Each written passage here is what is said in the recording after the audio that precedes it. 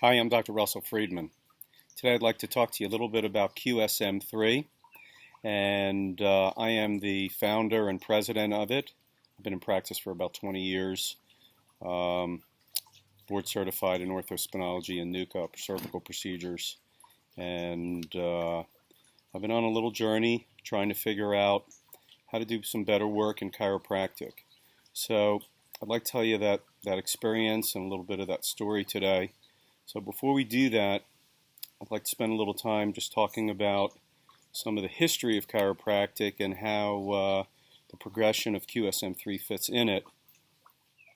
The original definition in chiropractic of what a vertebral subluxation is through Stevenson, and he wrote that a vertebra that's lost its proper juxtaposition with the one above, the one below, or both to the extent that it's lost the luxation, and in which impinges nerves and interferes with the transmission of mental impulses.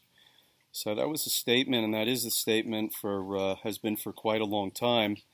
And with that came along the advent of many different methods, probably well over a couple hundred, that looked at every way to define that and looked at basically an articular model, which is a bone out of place to the one above or one below, where that definition came from. So that's where the foundation of the structural model came from, and also from the philosophical model, so they were in alignment. And then our technique was also in alignment at that time, where we went ahead and we adjusted a bone out of place based on a number of indicators, based on heat, based on short leg, based on a muscle spasm, x-ray, fixation, decreased ranges of motion with D.D. Palmer, occipital fibers, DJRNA, and fixations, Gillet. And there's just multitudes of ways that everybody has looked at that. And for countless decades, we have looked at the relationship of a one bone to the other bone relationship. And it's been effective because we're able to move things around, and the body is an amazing thing. So, innate intelligence does not need 100% to be asymptomatic, although it's a chiropractic dream to be able to remove all the interference as much as possible from the nervous system and have 100% function, 100% life. So that model has been around for a long time, but for the past decade, another model has emerged, and that is the 5 components of the VSC, and that spinal-kinesiopathology is that component 1. Component 2 is that neuropathophysiology and neuropathology, which is nerve issues. The first one is motion issues. That spinal-kinesiopathology is motion. And then the second one is neuropathology, which is that neurological function. The third component to it is myopathology, which is muscle, issues. And the fourth component is histopathology, which is the cellular issue. And then the last one is basic pathophysiology, which is, where the whole anatomical changes have been breaking down the whole body, and there's global homeostasis. Global homeostasis. So chiropractic is saying that the new model of subluxation is not about a bone out of place and a bone on a nerve, but a decreased quality of life all the way down to the cellular level. That's a huge statement, and we all see that, which is so cool. So here's the rub. The rub is that if we want to be successful, we have to be in alignment in our philosophy, which is this now. It's been this all along, it's just that now we have an awareness of it. Number 2 is we need to be into our art, our craft, and that needs to be in alignment. And that is not the case right now. Most of the procedures that we've been dealing with and that are out there are decades old, yet the model is new. So that has created an emergence, what I call pointers, if you pay attention, trends in chiropractic where the trend is not chiropractic. The trend is practice management. You don't see biomechanics sites. You see practice management sites. And you see buildings at schools for functional neurology and foot levelers and standard process. And folks, this is all cool stuff, man. It's all part of health. That's not the issue. But as chiropractors and chiropractic, we need to be able to stand our own 2 feet and not be pulled forward by other adjuncts. But we should be pulling and leading everything. And for us to do that, we need to be able to change what we're doing in our biomechanics and the way that we look at models so that we can actually step into the 21st century. Because we're not a bone out of place anymore. Okay? And our biomechanics and our craft have to be in alignment and resonate in that same frequency of our philosophy. And then what happens is we won't need any of those other things because we will lead restoring innate intelligence with its relationship to universal intelligence at 100%. So that's what QSM3 has done. QSM3 has stepped back and is looking at a bigger model. And we've stepped away from just looking at C1 and see how many which ways that we can measure it two-dimensionally on a three-dimensional model in 2 dimensions. It's archaic. How are we going to be able to look at the pelvis different than, say, Clarence Gonstead did and the occipital fibers of Desjardins and the wedge of Gonstead and the heat of BJ? How do we put all that together of functional stuff and structural stuff? And that is what QSM3 is stepping back and asking those questions. So what has happened is QSM3 has emerged and has been able to put together a 3-dimensional live model of a broken down, traumatized, compensating, and collapsing body under gravity. And for us to do that, we started with a model that is out there in biomechanics already. We're no longer a pile of bricks standing on top of each other. The current structural model is tensegrity and its relationship to the myofascial envelope. The human body is made to be up and open. It's pushing upward against gravity.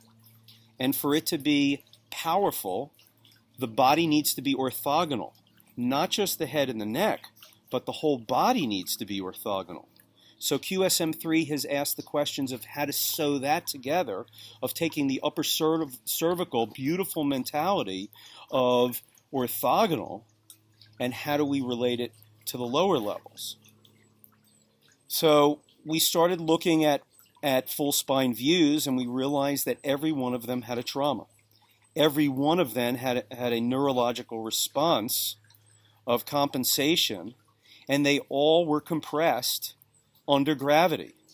So we wanted to be able to step back and look at the relationships of all of those things, structure and function under gravity in a live system, and come up with an algorithm.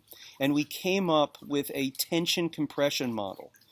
So the body gets traumatized and it reacts. And the myofascial envelope reacts 3-dimensionally to restore posture.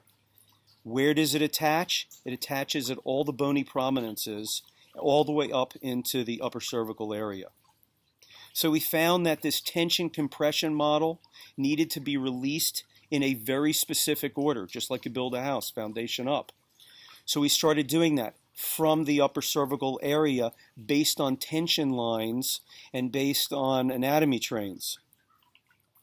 We then realized that the upper cervical area had some very specific anchors, release points, origins or insertions, as we learn, and different insertion points release different areas up in the upper cervical area.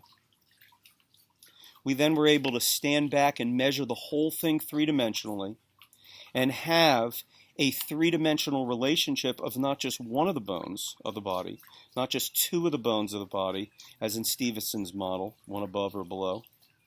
but of all 206 of them, as they relate to the myofascial envelope that moves the bones through the neurology from trauma by compensating under gravity, the largest stress to the human body. So that's what we're dedicated to, is asking questions of how we can relate the whole three-dimensional body to itself, to trauma, to the neurology, and then understand how to restore it. Because if you look at any if you look at any full spine, you will see compression. And compression is tension. And tension is muscle shortening. That's what muscles do. Muscles move the bone. So if you can release the tension through the sections from the upper cervical area, then guess what you have? You have the restoration of tensegrity. Then you have the restoration of orthogonality as the body releases out under tension to its natural, most powerful, energetic state. And you can see this shortening and the effects of it everywhere. If we let it go too long, guess what happens? People come in all bolted together. And if people let it go just a little bit, they have soreness and stiffness and breakdowns. And we see that on every single x-ray we take. We see it on people's posture. We see it in the sagittal view as the head falls forward because it can't support itself under gravity. So every picture that we take, whether it's postural or whether it's an x-ray, we can see the effects of gravity and its 2,000 pounds of pressure that it puts on the top of the surface area of the human head. 2,000 pounds. And when we're not balanced, we're not symmetrical, we're not orthogonal, and we're not tensegral, we can't handle that pressure. And the muscles ache, trying to hold the body up and keeping the head on top of its center. The joints degenerate, osteoarthritis, spinal stenosis ensue, neurological issues, muscle spasms, and guess what? The most devastating effects to the human health. That's the message that we need to give to chiropractic. That's the message that we then need to give to our patients, and that's the message that we need to take out to the world. And we have the most powerful thing called the ability to restore spinal balance, the ability to restore tensegrity where all blood and oxygen are moving at the least stressed way. Nutrition in, toxins out. It's perfect. And we're supposed to be the experts at it. We're supposed to be the masters at it. So the goals for QSM3 is to release that gravitational stress to a more positive place. And we do that by looking at the relationships to release it, the relationships of a sequence of events to release it properly, and then the release points up in the upper cervical area, all within an algorithm to release the body back to its tensegral place. This is the only system in all of chiropractic and all of healthcare that measures the three-dimensional waveform of the human body and then releases it from gravity. Everybody else is putting force in, and QSM3 method is restoring and opening first, because you can't fix this thing until you open it up. It's magical. To restore the body where universal intelligence and innate intelligence are speaking through that Kundalini channel called the spinal cord. Thank you for joining me today. I'm Dr. Russell Friedman.